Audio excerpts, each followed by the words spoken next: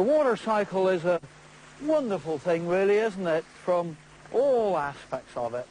I'm a contented man here. I could sit down here and just like that. Beautiful, beautiful. I find it a wonderful thing to look at it and listen to it. All water in all its forms is a lovely thing. I'm very privileged, really, to have this on my doorstep, come down here when I like. And I'm also very privileged to find water for other people. It's a good thing to do. Seems strange to some people, perhaps, but to me, a very natural thing to do. Water.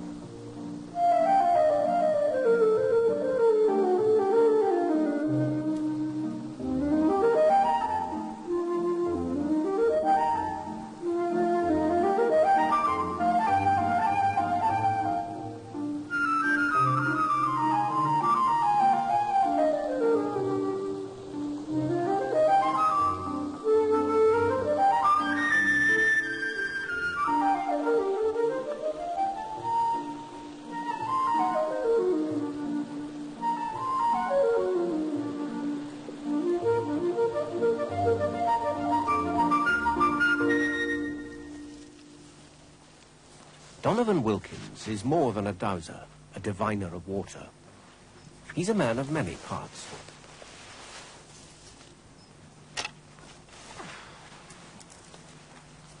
He lives with his wife Margaret in the heart of Cornwall, by the lake he created himself.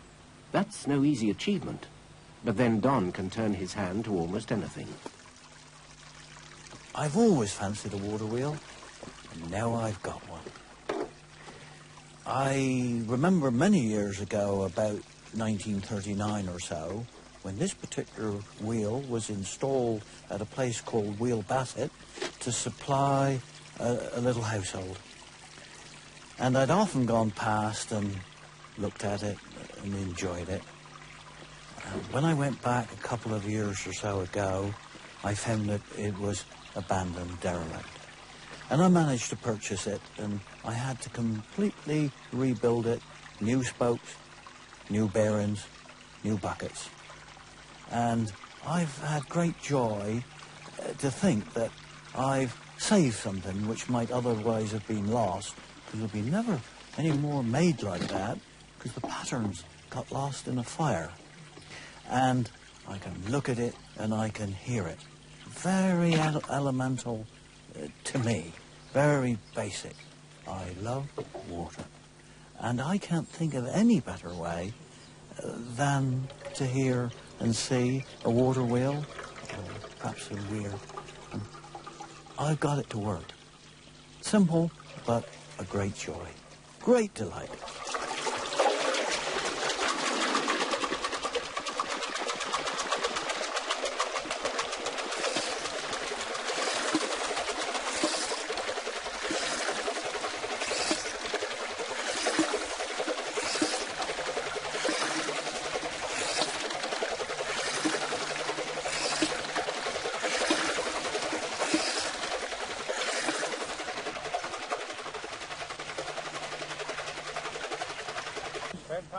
Oh! Lost! Oh! Down! Ernie's doing it now. Every New Year's Day, members of the Cornish Muzzle-Loaders Society meet at Donovan's place for their big shoot of the year. Oh! Lost! And changed. It's for fun, this. The handling of restored old muzzle-loaders, the fire and the bangs they make, rather more important than actually hitting a clay pigeon. Never mind the target, Don says. Shoot for the bang and you'll rarely be disappointed. I think it was a real cheer went up for the first pigeon that we ever shot. You won. Paradoxically, for a man of peace, Donovan has always been a gun enthusiast. He's passionate about firearms, loves bangs. He's been chairman of the muzzle-loaders for years. Who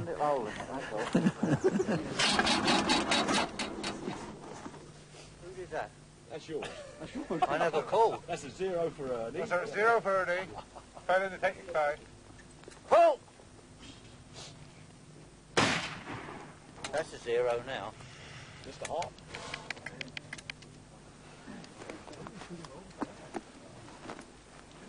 As a club, we seek to collect and restore and shoot these early weapons. And people think, well, why? Well, why drive a vintage car? Because it gives you some greater satisfaction. Look at something like this, made by Harcombe of Edinburgh, a 88. Now, the man who made that, he's dead and gone. And yet, is he? You see, he lives on in this. And I wonder how much of what we do today that will live on 100-odd years after we're gone.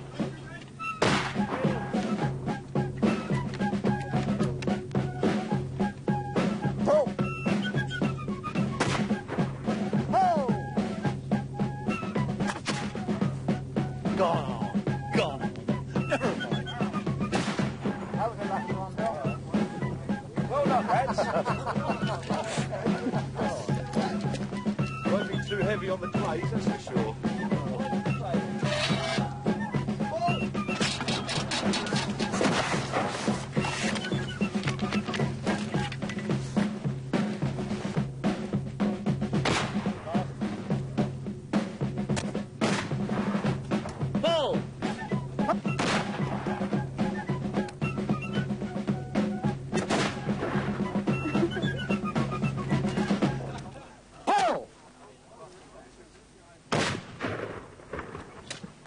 And she speaks, she says something.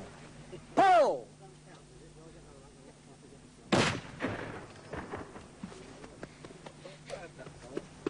That pleased me no end. Makes you feel good. Like many countrymen, Donovan is not over-sentimental about game.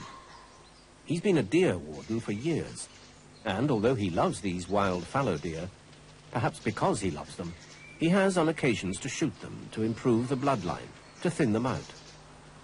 But his interest goes deeper and merges with another passion. Donovan believes deer are dowsers, that they find their territory by sensing lines of energy under the earth.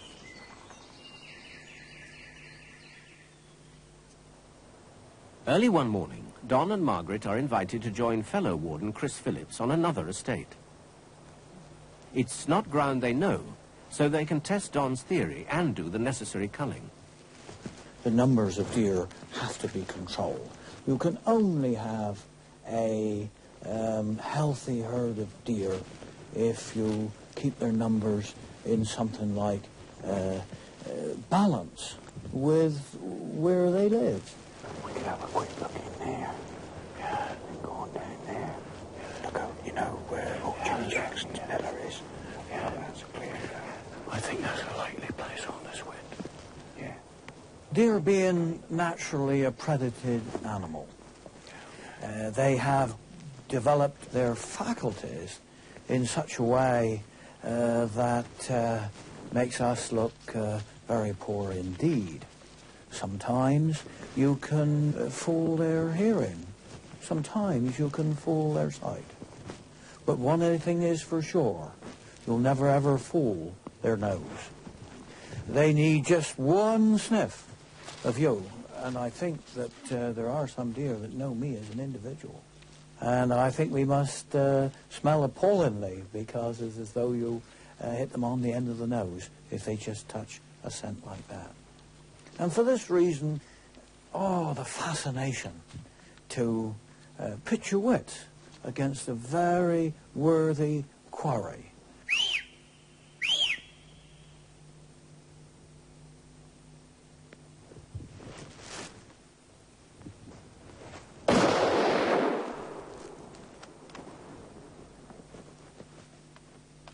I always look to take out the worst, the old, injured, anything which isn't as nature would have it to be.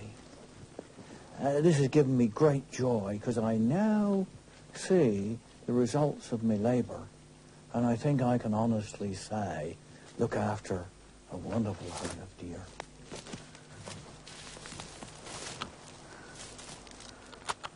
I don't think that felt anything. No, I'm sure it didn't. No, I hope I go as quickly as that. That's right, yes. It's a very humane way of keeping them under control. Okay, They're sure. beautiful animals, aren't they? Beautiful.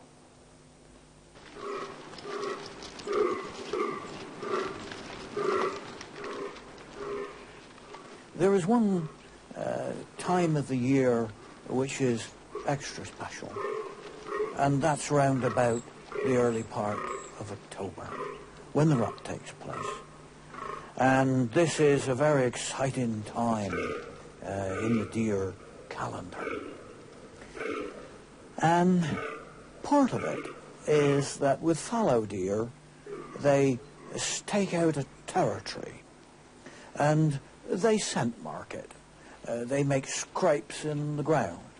They urinate, and they fiercely defend these territories. And I'd often wondered why. Why did a particular buck take a particular territory? And did he use it year after year?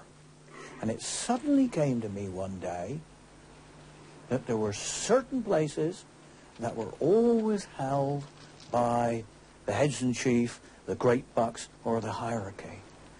A energy center, a source of power. And I think I'm right. If deer are dowsers on their own ground, some people, it seems, can do even better. Dowsers have long held that things can be divined not just on the ground itself, but from a map of that ground. Men have even claimed to have found water in a Middle Eastern desert by working on a map in England. Dowsers can't tell you how this is done, but they fervently believe that it can be. As Donovan is the first to point out, you don't have to believe it, but I do. Chris, in the many hours that I've spent watching deer, I'd often wondered why a particular buck would take a particular place. I suppose it's not often that many stalkers a dowser or the other way round. And it suddenly came to me one day, I wonder whether the bucks are attracted to some of these very special places where they're aware of something without any preconceived ideas. And I went to one of these old stands that I knew about and dowsed it, and a strange thing, it dowses very similarly to the stone circles down at Plymouth. Mm. Now, I wonder if old people saw this and saw it as a centre of power or maybe fertility, and they put their stones and their religious places there. And then it came to me, if this is the case, we ought to be able to dowse for unknown stands. And what we would like to try to do today, and what Margaret is doing there now, is by using a piece of deer antler as a pendulum and a witness, she's going to see whether or not she can find one of these old established stands, which you said you've got a number of them up here? Yes, we have. Got several. Does that mean anything to you where Margaret is marked there? Yeah. Yeah, That looks. There should be one That's about a 10 very, yards in off the ride there. A very, very strong one there. Yeah, there's a lot of Yeah. travel in that area. Yeah. That's if I can read a map right. Be interesting actually to be able to read it on a map. Really. Yes. You wonder Well, where Margaret, where it comes from through the map. Yeah.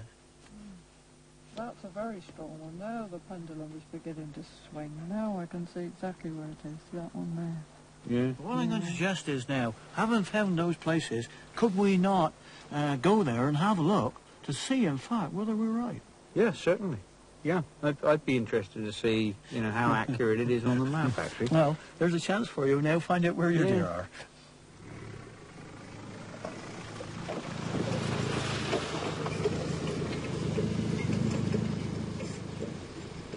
We're up in Codwood now. Is there any nearby you reckon that... Yeah, I reckon that one there will be about another 300-400, yeah. and just down on the left-hand side. Well, if you can identify around the bend on the where right you think there. it is that Margaret's marked on the map, let's go down and have a look and see whether or not we've got this right. Righty-ho. I reckon he should be just about 10 yards in over there. Well, all right, let's go look. I brought me some dowsing rods with me, so we'll go down and we'll have a look.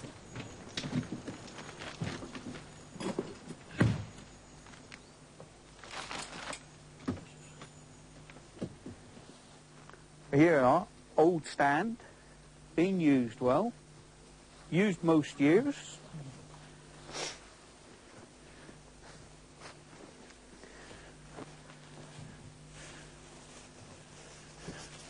What was it? Only a short while ago, the buck here with 8 does. Big old buck, been using it. And leaves have grown over it a bit now, but... And you reckon it's from being here for lots of years? Oh yeah, you can see the way it's flattened. Yeah, yeah. I mean, you don't move this amount of ground in a very short time, do you? No. There's a lot of ground to move. No. Well, was he a fairly big buck? Was he a great buck? Oh, he's a good buck. Good buck, yeah. Because that's where I think that those sort of bucks are the ones that are likely to be. I got a couple of dowsing rods. I don't know if you've ever tried it yourself, but there's one you might like to try. This is just a simple L rod. Oh yeah, look, you've got yeah, great. no grass there, see at all. Yeah, we remove the leaves and it's absolutely raw. Well, whether that's the centre or not, I don't know. But I'm going to walk around and say to myself, well, is this an energy? Look, oh yes, yeah, definitely. No doubt about that. Yeah, that's the obvious signs of a rotten stand. So I'm going to say, where's the centre? And there we are. There's one line running in that direction. So I reset the rod and try it again. And yes, we got another line. And another one. See if I can get around here. Oh yes, there's a very strong line there. I think possibly the does are attracted to that. It's very Yeah, well, strong. you went the same way then. Yes, that's right. So let's follow it around and see what Well, what I'll we get out your way a minute and then... Yeah. Another one there. Now there's a strong one again. And look, that's along one of their tracks anyway. Because he goes out and frays some of the trees out there. That's right. So what it amounts to basically is, there you are. See how that turns for you? Just in that position. Somewhere there is an earth energy which has attracted bucks. Yeah. It surprises you because you haven't done it before. No, I've never had a go at this. I mean, it's quite strange, really. I mean, you know. Because he goes slightly to the right first, and then he comes right round. Yeah. Well, there you are. You're dowsing. And you've never had a dowsing rod before today? No. So what a thought about it, to be able to find deer with a piece of wire like that. What about the... Pendulum? Yeah. Oh, I don't know. You've got it in your that pocket, Margaret. It's easier to find what you're looking for, whatever it is, if you hold something that's similar. Relative to deer. So if you're looking for a buck, hold a piece of antler. Yeah, yeah. Now there's quite a strong reaction. That's more than you might expect to get. What do you reckon, though, really? Well, with all these things, it's very difficult to say. But in my opinion, right there is an energy centre, whatever that may be. The only way that we can actually measure it is with things like this, by a dowsing rod.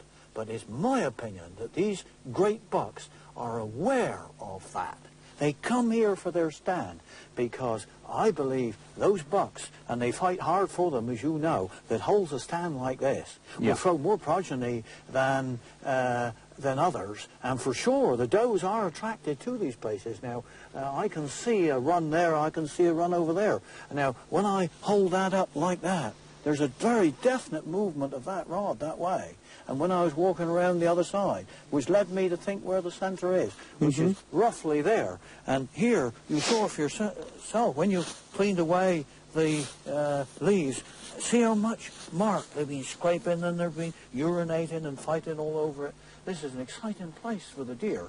Now, I see a relationship between this and the old people who put their stone circles and standing stones on very similar places. And in fact, one place where there was an old established stand, when we came to douse it, it actually douses very similar to the stone circles that are down Plymouth in West Cornwall. So there's a tie-up between dowsing, these centres, deer, and these early people. And I find it fascinating.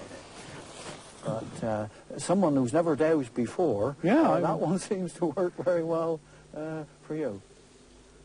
Think of the line. Yeah. There you are. Because there he goes back the same way as you went. So same line. There it is. And the deer follow these indelible lines in the ground. They've been there a long time. Look at that. Goats. Did you do that? Well, no. not as much, you know, I mean, I don't think you tilt it. I think it comes from within us. Yeah. But nevertheless, you don't deliberately do it. It's very difficult to show this. People think, oh, you're doing it. But no. It's not. No, you don't. I don't feel anything. No. It just happens. Happens, yeah. That's dowsing. Yeah. Give the British an interest and they'll immediately form a society around it. That's true of divining. Wing Commander Clive Beeden, DFC, RAF retired, is a vice president of the British Society of Dowsers, and he runs weekend seminars on dowsing both for skeptics and believers. But additional to that, you'll find many other lines which are associated with farms. Don Wilkins is at this one too as a guest instructor. But as well as lecturing, and so that students can test whether they're true dowsers or not, he has already proved water under the ground they will operate over with their plastic dividing rods. Just a sign of the times. Try again. Right, that's right. Come Yes, back a it's little moving bit. right for you, that's We grand. measure a difference. And there we are, the sticks. Ooh, well away, that's better. Now, I want it to be your fault, not mine. Feel it coming towards it there?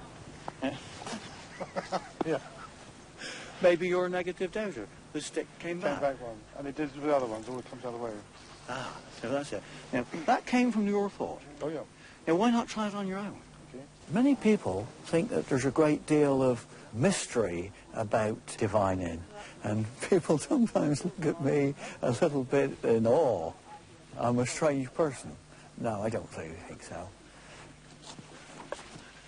Water in there. But if you just hold it like that, that holds your colour in exactly where you want it, okay? Then you hold the rod as before and carry on as before. Right. I believe that there's a natural propensity in most people. Look, these various ones that are attending this course now, some of them have never divined before. You look at him over there a minute, and you see that stick. Just look at the concentration, and away goes the stick. So it is there. Well, what separates me from him? Hard work, years of practice.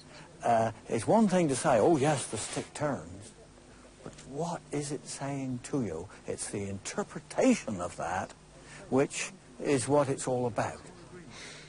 71, 72, 73, 74, 75, 76. Have you ever done this before? Not really, no. What do you feel about it? Well, it's still slightly bamboozled, to be honest with you. 50, 60, 70, 80, 90, 95, 96, 97. Have you ever done this before? No, not for depths. I've just been used to shallow drains, finding drains, but never done anything deep. Right, well, you're all doing terribly well as far as I can make out. Nobody is a failure yet. Even you, who said that you didn't think it would work. Yes, I Super. didn't have any confidence in it yesterday. Oh, good. It is something that's a lost art. It's something that we've never used since the early days of time, when people had to know how to find water in the hills, not in the valleys, because down in the valleys were dangerous animals. They lose the hills, and they had to live up in the hills out of harm's way. And we've lost it. We haven't required it. And as we become more civilized, we use more of our other five senses, our tactile senses, rather than something which we can't pin down and say, yes, we can take you in class and show you which part of the body your sixth sense belongs to. It is something intangible, but exists in all of us. Modern education is such. See, if you can't prove it, it doesn't exist. We do all sorts of things. We can't prove it. I do with when I drill for water. But it does exist. We do it. These people are doing it. And they're just ordinary people.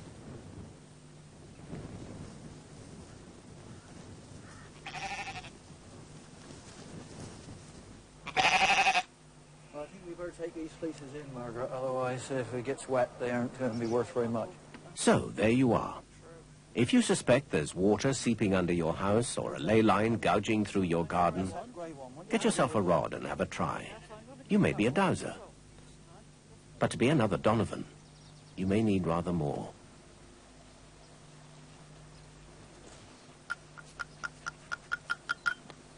From a boy, I've always loved bangs and cannons and guns like that and things like that.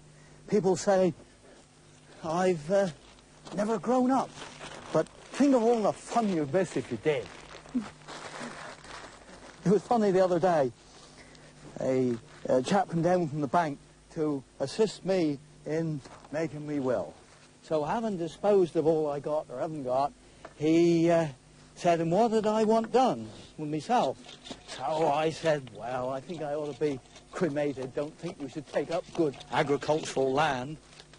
And then I said, I want the ashes brought back and put in this cannon and fired it over there, because all my life has been bangs and water and trees, and I can't think of any better thing to do. But he looked a bit sceptical until Margaret said, oh, he means it. And then he said, well, who's going to fire it? So we offered him the chance, but I didn't think he took it up very kindly. So we're got this well loaded up now. The more you ram it, the better the bang. Plenty of powder.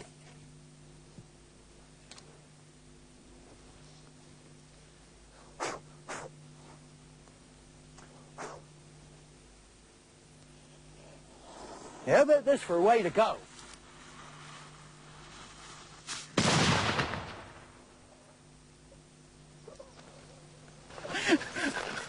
I like it. I like it.